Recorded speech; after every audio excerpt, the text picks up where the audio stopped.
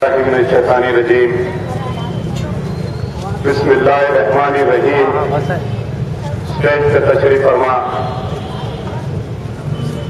सदर मोहतरम जनाब आदम मलिक एडवोकेट साहब, कन्वीनर मजलिस बचाओ तहरीक डॉक्टर कायम खान साहब, तहरीक के दिगर रिफायतकार, नौजवान साथियों, बुजुर्गों और से पर्दा सुनने वाली मोहतरम माँ और बहनों, और खास तौर पर उनको भी सलाम जो मखबेरी के लिए मेरा जलसा सुनने आए।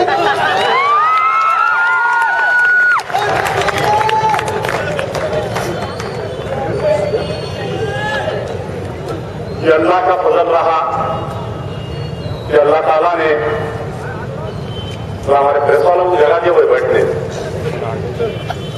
ये अल्लाह का फजल रहा कि अल्लाह ने पहली मर्तबा बल्दी हल्के चंचलगुड़े से मुझको मुंतखब किया। बावजूद इसके कि कई साजिशें की गई, जब उस वक्त मरहूम सदर गाजी मिल्लत अलहाज मोहम्मद अमानुल्लाह खान साहब बकायदे हयात थे, उनकी निगरानी में मेरा सारा इलेक्शन कैंपेन चला। चंचलगुड़े से जब मैंने पहली मर्तबा इंतखाबात लड़े तो तकरीबन 2002 के उस दौर में खानदान अवेसिया की तरफ से 2 करोड़ रुपए खर्चा किए गए मुझको हराने के लिए, लेकिन अल्लाह ताला ने मुझको जिताया।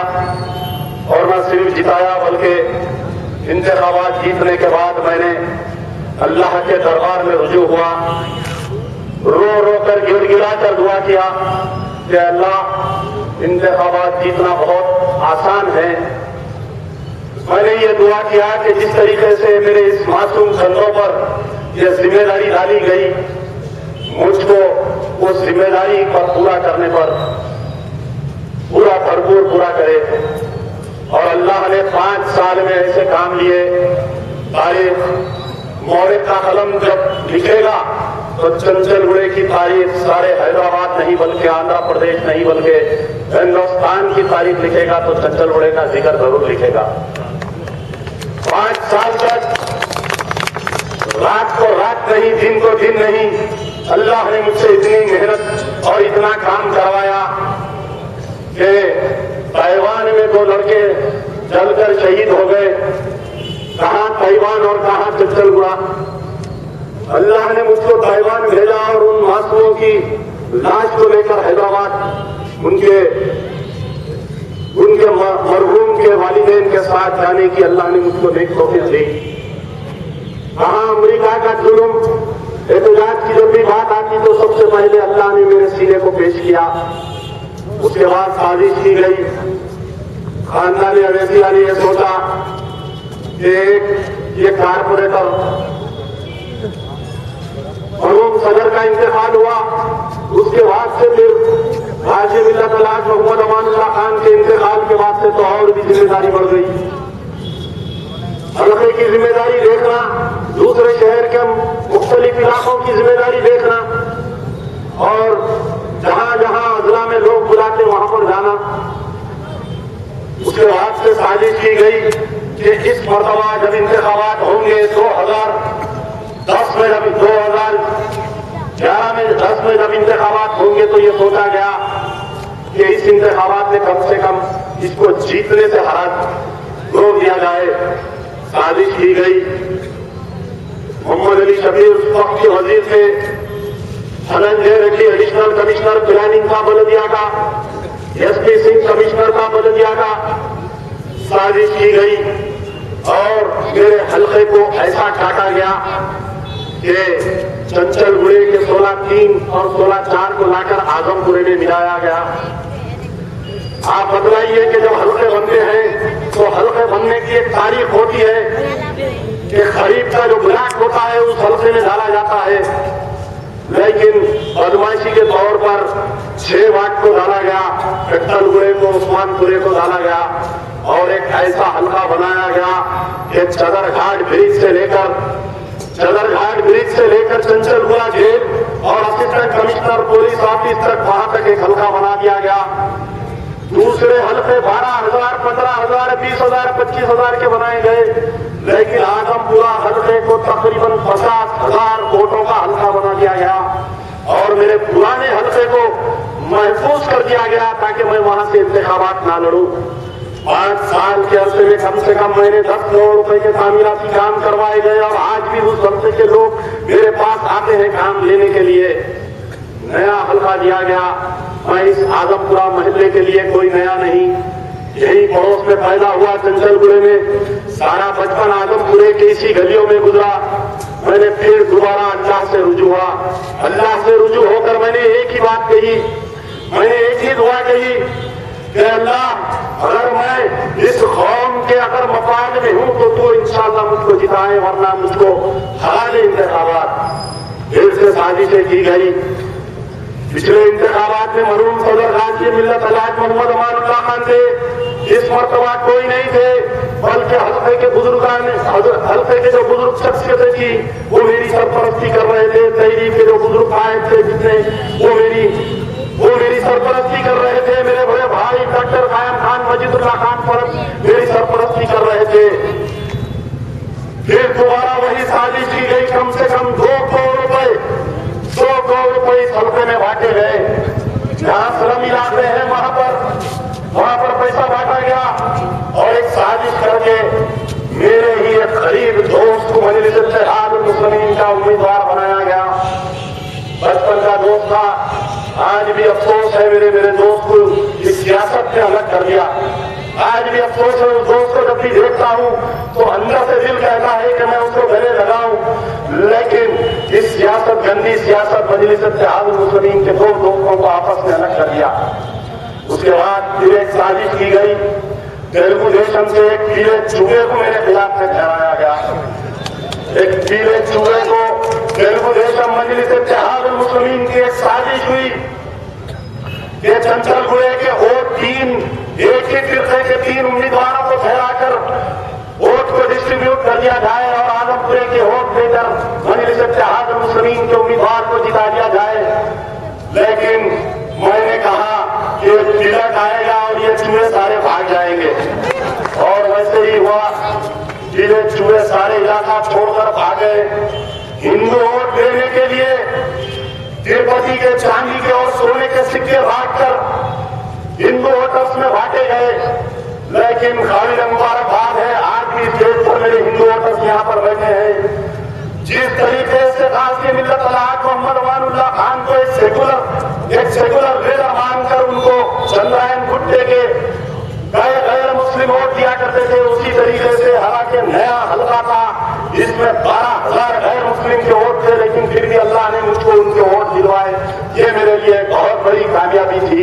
नया हल्का था, मैंने कभी इस हल्के में कोई ड्रेनेज नहीं डाली, मैंने इस हल्के में कभी कोई पानी की लाइन नहीं डाली, लेकिन बस एक नाम था अमानुल्लाह खान का। मुझे दोबारा फिर से इंतखाबात में अल्लाह ने कामयाबी दी और तकरीबन इलेक्शन जीतने के बाद में मैंने कोई जश्न का जलसा नहीं किया, मैंने कोई जश्न की कोई रैली नहीं निकाली। यह आज पहला जलसा है इंतखाबात के बाद में मैं आपके दरमियान आया हूँ।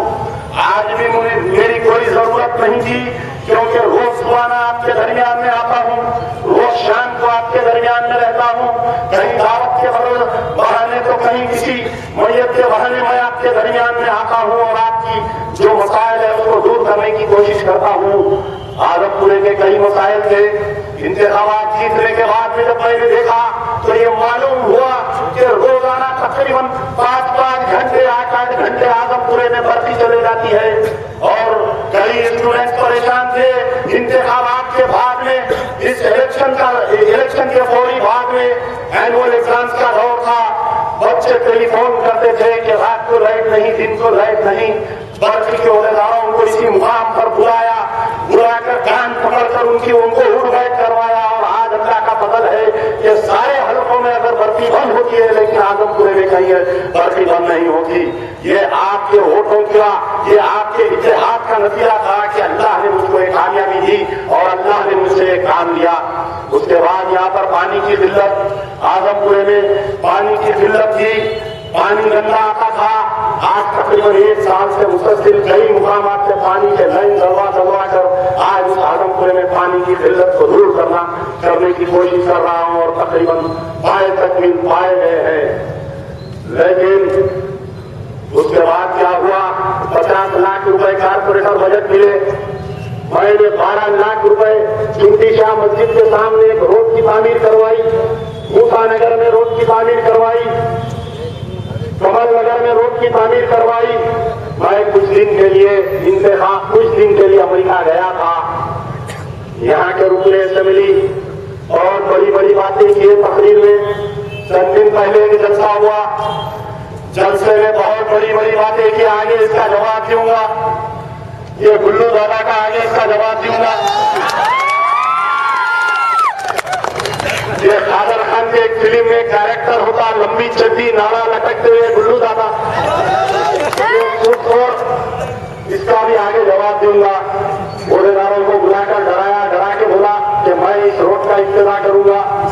ओहदेदार बोले कि साहब ये कारपोरेटर बजट है, ये कारपोरेटर बजट का एक एमएलए इफ्तिताह नहीं कर सकता, आप खुद एक कारपोरेटर थे।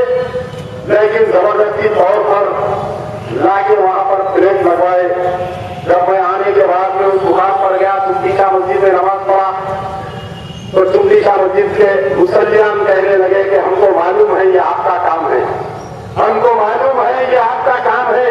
ये मेरे लिए उस दिन का जो दिन था, मेरे लिए इतनी मसरत का दिन था कि मैं वही उसी मस्जिद में 2 रकात शुक्राने अदा करा कि आज 18 साल से अमानुल्लाह खान जो शऊर बेदारी की जो मुहिम चला रहे थे, आज ये शऊर इन गरीब बस्तियों में आया। उसके बाद फिर एक इंतखाबात जीतने के बाद सबसे बड़ा मसला था, क्योंकि बचपन में स्कूल को जाया करता था रिक्शे में बैठकर, ये आजमपुरा ब्रिज का सबसे बड़ा मसला था। ये मेरे पास पूरी फाइल है कि मैंने कहां नुमाइंदगी की। ये सारे फाइल, ये सारे लेटर्स जब बनने के बाद में मैंने बल्दिया कमिश्नर, उस वक्त के बल्दिया कमिश्नर, स्पेशल कमिश्नर थे कृष्णा बाबू, आज फिर दोबारा वो बल्दिया कमिश्नर बन चुके हैं। बल्दिया कमिश्नर को इस मुकाम पर लाया, इस मुकाम पर लाकर इस वैन का मायना करवाया। तो बल्दिया कमिश्नर ने कहा कि वाकई बहुत तकलीफ की बात है, आजमपुरे से ज्यादा चंचलपुरे के रहने वालों को इसकी तकलीफ होती थी। रमजान के दिनों में तो बार वक्त ऐसा हो जाता था कि रोजदारों की रोजा इसी मुकाम पर खुल जाता। मैंने सबसे पहले लाकर इंतखाबात जीतने के तीसरे दिन मैंने बल्दिया कमिश्नर को इस मुकाम पर लाया। बल्दिया कमिश्नर ने चीफ इंजीनियर को मेरे साथ भेजा। चीफ इंजीनियर महकमे बल्दिया और रेलवे डिपार्टमेंट के चीफ इंजीनियर उसके बाद में आए। सारे महल्ले वाले इस बात की गवाही देंगे। उसके बाद इसका एस्टीमेट बनाया गया और एस्टीमेट बनाकर यह सोचा गया कि अगर मलकपेट की साइड अगर वेंट निकाला जाए या फलकनुमा की साइड वेंट निकाला जाए, मैं ये चाहता था कि मलकपेट की साइड अगर वेंट निकालेंगे तो कोई वहां पर प्रॉपर्टीज, वहां पर कोई नुकसान नहीं होंगे, क्योंकि अगर राइट साइड में अगर इसके प्रॉपर्टीज निकालेंगे तो 4 बड़े बिल्डिंग जाने वाले हैं रोड वाइडिंग में। उसके बाद तकरीबन 3 करोड़ का प्रोजेक्ट का एक एस्टीमेट बनाया गया। जब पैसों की बात आई तो बल्दिया वालों ने, मैंने कहा कि मेरे 50 लाख रुपए कारपोरेटर बजट से मैं देने के लिए तैयार हूं। इस वक्त के 50 लाख रुपए और आने वाले साल के लिए 50 लाख रुपए मैं देने के लिए तैयार हूं। लेकिन जैसा ही मालूम हो गया, जिस तरीके से ये मेरे पीछे लगे हुए रहते हैं कि इन्हें कहां जा रहा है, क्या कर रहा है, बस इनकी जिंदगी की मसरूफियत ये हो गई कि अमजदुल्लाह खान क्या कर रहा है, देखते रहो। उसके बाद फौरी मेंबर ऑफ पार्लियामेंट और यहाँ के गुल्लू दादा दोनों भाग के बल्दिया कमिश्नर करने आए। बोले के साहब अगर ये बैंक का काम इन्हें करवा लिया सैंक्शन तो फिर समझो मलकपेट खा गया अगले इलेक्शन में। आगे आए मेंबर ऑफ पार्लियामेंट एक दिए कि from my MP constituency development fund मैं दे दूंगा। 1,80,00,000 रुपए उन्होंने अपने एमपी फंड से दिया। यकीनन मैं उसका इस्तेमाल करता हूं, लेकिन सोचो है आजमपुरे के लोगों, सोचो है मुसलमानों,